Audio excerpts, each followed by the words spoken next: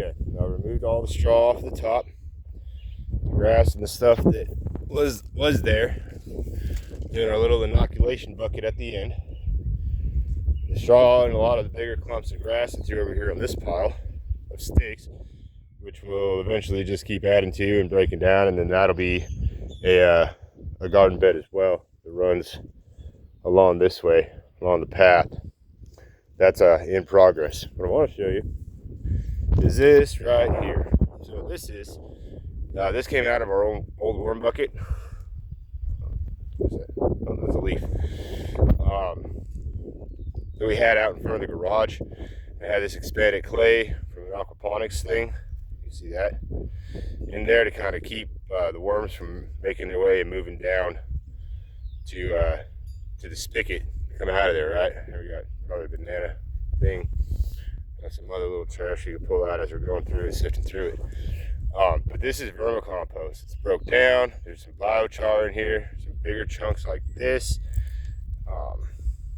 It's just awesome surface area that holds that moisture in the soil, and it's porous. I mean, you can't see here, you can't under a microscope, but it's super porous, so it increases that surface area. And what that is, we got some larger chunks. We got some natural wood materials in here. There's clay from the yard. So we're gonna add this. And on top, we got some rock. Right, that's good. We're gonna spread this out in here. We got looks like a piece of bone or something. Anyways, we're gonna spread this out and give it a layer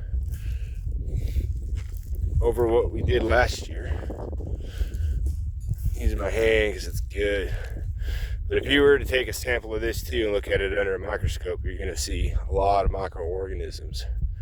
Right in here, break up this clay a little bit more. And we've got room for some other stuff. So break this clay up so it's not chunky. That's going to help keep moisture in here.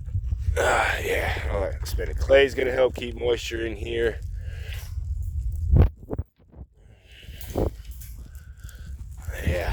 Yeah, looks real good. So add another layer, and we're gonna end up doing the same thing with this side over here, but not tonight. Now, what I may also do is I got some newspaper, and I might just cover this with newspaper first, and then throw in some of this wood chips over here that I threw some of this.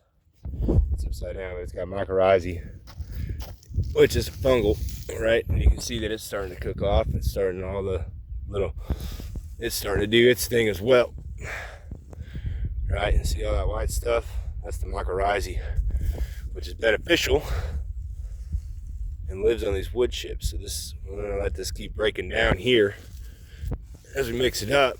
But this whole thing will start sprouting with mushrooms before too long, especially with the weather we're having, getting wet, getting hot, getting wet, getting hot. It's very beneficial for our garden beds.